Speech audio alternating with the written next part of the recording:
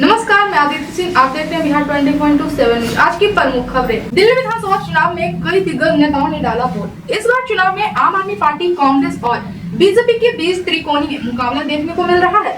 राष्ट्रपति द्रौपदी मुर्मू, लोकसभा के नेता प्रतिपक्ष राहुल गांधी सहित कई दिग्गज नेताओं ने मतदान किया। प्रधानमंत्री नरेंद्र मोदी प्रयागराज महाकुंभ पहुंचे, जहां उन्होंने पवित्र त्रिवेणी संगम में आस्था की डुबकी लगाई। उनके साथ उत्तर प्रदेश के मुख्यमंत्री योगी आदित्यनाथ और कई साधु भी मौजूद रहे। राहुल गांधी आज पटना के श्री कृष्ण मेमोरियल हॉल में आयोजित स्वतंत्रता सेनानी जगलाल चौधरी के जयंती समारोह में शामिल होने के लिए पहुंचे। आपको बता दें, जगलाल चौधरी कौन थे? जगलाल चौधरी पारसी समुदाय से थे और बिहार में शराबबंदी लागू करने वाले पहले व्यक्ति थे। उन्होंने MBBS की पढ़ाई छोड़कर महात्मा गांधी के साथ आजादी की लड़ाई में भाग लिया। उनकी जयंती में शामिल होने के लिए राहुल गांधी आज पटना आए थे। पटना पहुंचते ही राहुल गांधी कांग्रेस विधायक दल के नेता शकील अहमद खान के घर पहुंचे। शकील अहमद खान के 18 साल के बेटे आर्यन खान ने बीते रविवार को खुदकुशी कर ली थी। राहुल गांधी शकील अहमद खान के आवास पर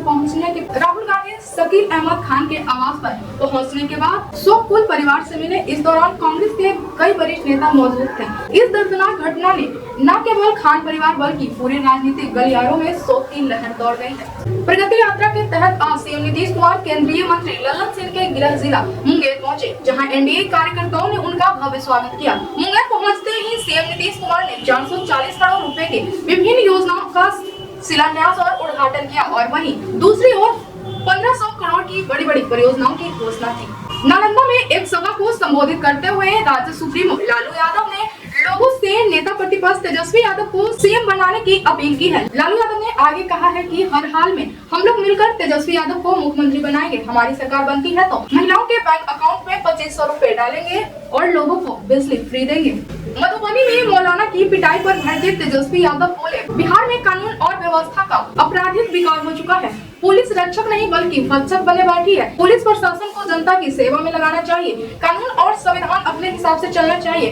हम सभी लोगों को बिहार की चिंता है, क्योंकि बिहार सुरक्षित हाथों में नहीं है। बेहद घटना हुई है आज, और हम सब लोग जो है बिहार में जिस प्रकार से लॉ एंड ऑर्डर का क्रिमिनल डिसऑर्डर हो चुका है, पुलिस प्रशासन जनता की सेवा में लगना चाहिए, जनता की रक्षा में लगना चाहिए। तो रक्षक नहीं बल्कि भक्षक बने हुए हैं और पूरी तरीके से अपराधियों का बोलबाला है। ऐसा कोई भी दिन नहीं है जब बिहार में गोलियां नहीं चलती है।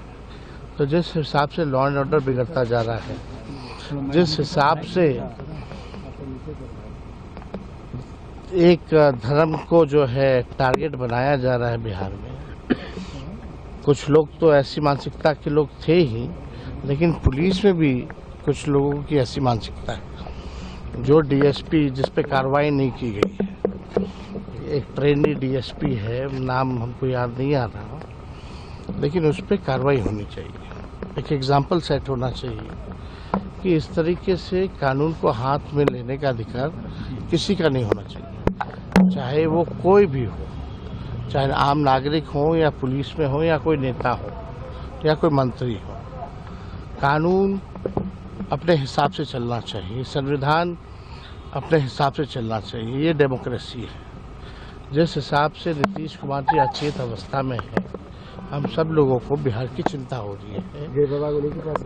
हम सब लोगों को बिहार की चिंता हो रही है कि बिहार जो है सुरक्षित हाथों में नहीं है और लगातार जो है मुख्यमंत्री का मौन, मुख्यमंत्री की हरकतें, मुख्यमंत्री जी का बयान जिस हिसाब से आता है प्रतिदिन, लोगों का विश्वास जो है एक खो चुके हैं।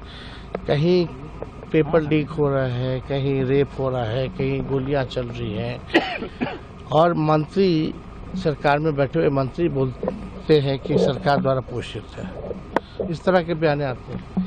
अपराधियों के बचाव में केंद्र मंत्री से लेकर राज्य मंत्री तक बचाव में आ जाते हैं।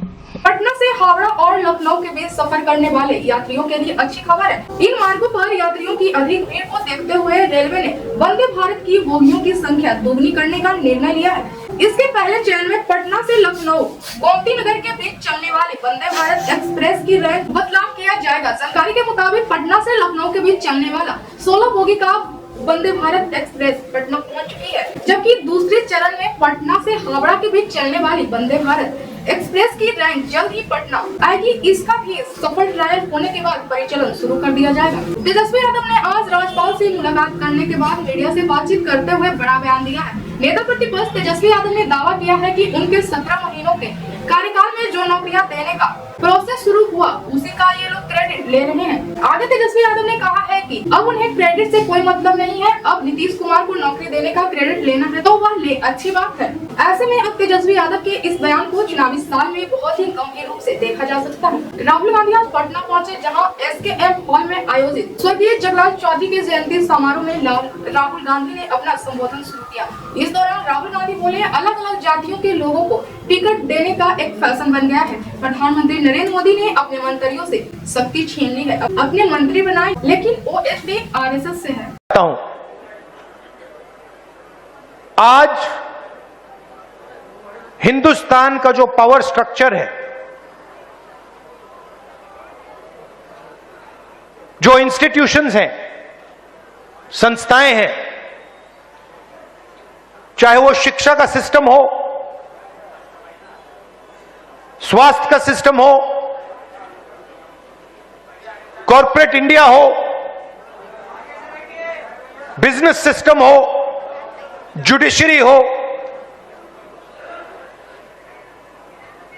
इसमें आपकी भागीदारी कितनी है? लोग रिप्रेजेंटेशन की बात करते हैं, लोग कहते हैं कि हां दलितों को रिप्रेजेंटेशन मिला, और यह सही है, रिप्रेजेंटेशन मिला,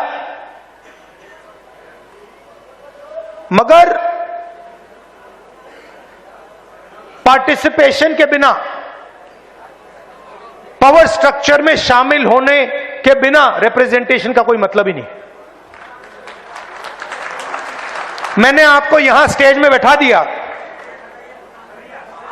5 लोगों को यहां स्टेज में बैठा दिया और फिर निर्णय पीछे से लिए जा रहे हैं, तो आपको स्टेज पे बैठाने का कोई मतलब ही नहीं है। आजकल फैशन बन रहा है कि भैया देखो MLA को हमने इतने टिकट दे दिए, इस जात को इतने दे दिए, उस जात को इतने दे दिए, मोदी जी बोलते हैं। हां, मगर फिर आपने जो पहले MLA की पार होती थी वो आपने छीन लिया। लोकसभा में आपने MP बैठा रखे हैं, लोकसभा का MP एक निर्णय नहीं ले सकता, मंत्री आपने बना दिए, मगर OSD RSS का बैठेगा। पूर्णिया सांसद पप्पू यादव ने लोकसभा में अपनी बात रखी। इस दौरान उन्होंने BPSC आंदोलन, महाकुंभ और बिहार के विकास के मामले पर केंद्र सरकार को घेरते नजर आए। बिहार के परपोती भागलपुर में 2400 मेगावाट ताप विद्युत परियोजनाओं को नीतीश कैबिनेट ने दी मंजूरी। इस परियोजना से राज्य की ऊर्जा उत्पादन क्षमता में उल्लेखनीय वृद्धि होगी और बिहार को ऊर्जा आत्मनिर्भर बनाने की दिशा में एक महत्वपूर्ण कदम है। बाबा बागेश्वर और पंडित धीरेन्द्र कृष्ण शास्त्री अगले महीने बिहार आएंगे। यहाँ वो बिहार के बांका जिले में धौरिया प्रखंड अंतर्गत गौरा गांव स्थित दुर्गा मंदिर में प्रतिमा की प्राण प्रतिष्ठा और चंडी महायज्ञ में शामिल होंगे। बाबा बागेश्वर का यह कार्यक्रम 9 मार्च को होगा। इसको लेकर तैयारियां जोर शोर से चल रही है। बिहार सरकार ने बाबा हरिहरनाथ मंदिर को काशी विश्वनाथ मंदिर की तर्ज पर ही विकसित करने का फैसला लिया है। मुख्यमंत्री नीतीश कुमार ने अपने प्रगति यात्रा के दौरान बिहार के 6 प्रमुख मंदिरों को विकसित करने की घोषणा की थी। विश्व प्रसिद्ध हरिहरनाथ और सोमनाथ जैसे 6 मंदिरों के विकास की योजनाओं को कैबिनेट की मंजूरी दे दी गई है। बिहार के 6 प्रमुख मंदिरों के विकास के लिए राज्य सरकार करीब 600 करोड़ रुपया खर्च करने जा रही है। पूर्णिया से निर्दलीय सांसद पप्पू यादव ने कहा, केजरीवाल ने नैतिक रूप से हार पहले ही मान ली है। दिल्ली और पूर्वांचल के लोगों को जिस तरह से इन लोगों ने ठगा है, आज दिल्ली की जनता कांग्रेस पर भरोसा दिखा रही है। यह केजरीवाल जी तो नैतिक रूप से हार पहले ही मान लिए कि हम 50 सीट आ रहे हैं। हम तो कही ना कि थाली के एक चट्टे बट्टे हैं, बड़े मियाँ तो बड़े मियाँ, छोटे मियाँ सुभान अल्लाह। दिल्ली को और पूर्वांचल के लोगों को जिस तरह के इन लोगों ने ठगा है, आज कांग्रेस पर जिस तरीके से भरोसा दिल्ली की जनता ने शीला दीक्षित के विकास को, वो सारी यादें, आज तो दिल्ली तो कबार बन गई है इन दोनों के झगड़े में, मोदी और अरविंद के झगड़े में। नरेंद्र मोदी जी ने तो सारा पैसा रोक दिया और अरविंद केजरीवाल ने तो भ्रष्टाचार की गंगोत्री ही बहा दी। हम तो घर घर गए ना भाई। तो इसीलिए मोदी जी से और बीजेपी से कोई उम्मीद मत करें। वाला है दिल्ली में, कैसे देखते हैं सर? भैया मुझे उम्मीद है कि शीला दीक्षित दिल्ली के हर दिलों में है। शीला दीक्षित का वो ओवरफ्लाई, शीला दीक्षित का वो मेट्रो, शीला दीक्षित की सीएनजी, शीला दीक्षित का अंडरपास, शीला दीक्षित का वो छठ का वादा, शीला दीक्षित का वो यमुना, शीला दीक्षित का वो राशन कार्ड, वो पैन कार्ड, सब कुछ बंद हो गया। हफ्ता वसूले जाते हैं पूर्वांचलियों से। कल राहुल गांधी पटना आ रहे हैं सर। राहुल गांधी जी को तो बिहार बिल्कुल, बिहार से बहुत प्यार है, खास तौर पर युवाओं से बहुत प्यार है।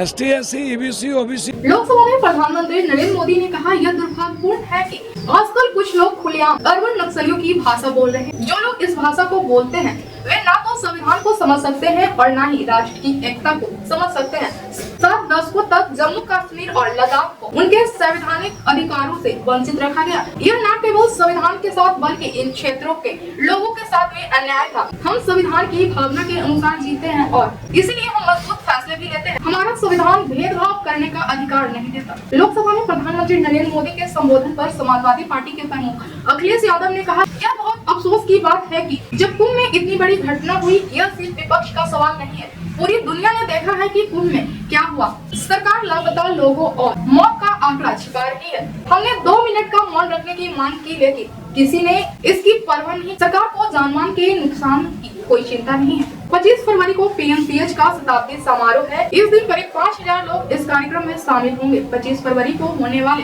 इस भव्य कार्यक्रम में राष्ट्रपति द्रौपदी मुर्मू भी शिरकत करेंगी। वही पहले चरण के लिए तैयार PMCH के नए भवन का उद्घाटन करेंगी। राज्यसभा की ओर से बिहार के दौरे की स्वीकृति PMCH प्रशासन को दी गई है। इस कार्यक्रम को भव्य बनाने की तैयारी चल रही है। खगड़िया में ट्रक और पिकअप के बीच हुई टक्कर, एक महिला की मौत। बसहारा थाना क्षेत्र के NH 31 पेट्रोल पंप के पास की घटना है। मुजफ्फरपुर में ट्रैफिक पुलिस को चेकिंग करना पड़ा भारी। ट्रिपलिंग रोकने के दौरान बाइक सवार ने पुलिस कर्मी को 500 मीटर तक घसीटा।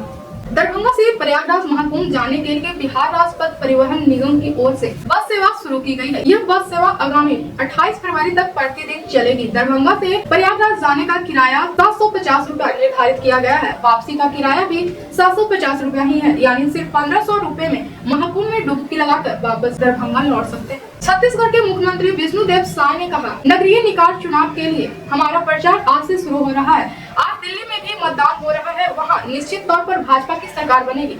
वहाँ की जनता समझ चुकी है कि अरविंद केजरीवाल की सरकार ने उन्हें 10 सालों तक धोखा दिया। लोगों का भाजपा पर भरोसा बढ़ा है। दिल्ली में भाजपा की सरकार बनेगी। AIMIM प्रमुख असदुद्दीन ओवैसी के बयान पर केंद्रीय मंत्री गिरिराज सिंह ने कहा, असदुद्दीन ओवैसी देश में अराजकता फैलाना चाहते हैं। उनकी यह अराजकता अब नहीं चलने वाली है, क्योंकि देश कानून से चलता है। दिल्ली विधानसभा चुनाव में कई दिग्गज नेताओं ने किया मतदान। मतदान के बाद उपराष्ट्रपति जगदीप धनखड़ ने लोकतंत्र के महत्व पर जोर दिया और नागरिकों से अधिक संख्या में वोट डालने की अपील की। पवन सिंह की पत्नी ज्योति सिंह चुनाव लड़ने का किया ऐलान। रोहतास में कहा, कई दलों में चल रही है बातचीत, पटना में पार्टी तय करेगी सीट। संसद में बोले मनोज झा, BPSC से न्याय मांगने पर लाठीचार्ज किया जाता है। BPSC एग्जाम करवाकर इनका हक दिलाइए। बिहार में जो परीक्षाएं कंडक्ट करती हैं उच्च पदों की, सर उसका करिकुलम वाइटे कहता है कि बीते कुछ वर्षों में कोई भी परीक्षा बिना रिगिंग के नहीं हुई है, और अगर आप वहां जाकर के न्याय मांगो तो आप पे लाठी चार्ज होता है। तो युवाओं का कौन सा देश हम दे रहे हैं सर? एक ऐसा देश जिसमें वो अपनी मांगों के लिए सड़कों पे ना आए, और लेजिटिमेट मांग सर, कोई गलत मांग नहीं। बिहार विधानमंडल का बजट सत्र 28 फरवरी से शुरू होगा और 28 मार्च तक चलेगा। इस दौरान कुल 21 बैठक आयोजित की जाएगी। बजट सत्र के पहले दिन यानी 28 फरवरी को राज्यपाल आरिफ मोहम्मद खान दोनों संसदों के संयुक्त सत्र को संबोधित करेंगे। इस संबोधन में वे NDA सरकार की भावी योजनाओं और अब तक राज्य में किए गए विकास कार्यों की जानकारी देंगे। राहुल गांधी के लगातार बिहार दौरे को लेकर राजनीतिक हलकों में चर्चा तेज हो गई है। कांग्रेस पार्टी इसे बिहार में अपनी पकड़ मजबूत करने की रणनीति का हिस्सा बता रही है। पार्टी सूत्रों का कहना है कि राहुल गांधी का बार बार पटना आना राज्य में कांग्रेस कार्यकर्ताओं को उत्साहित करने और संगठन को मजबूत करने की दिशा में एक अहम कदम है। ऐसे खबरों के लिए बने रहिए बिहार 24/7 के साथ।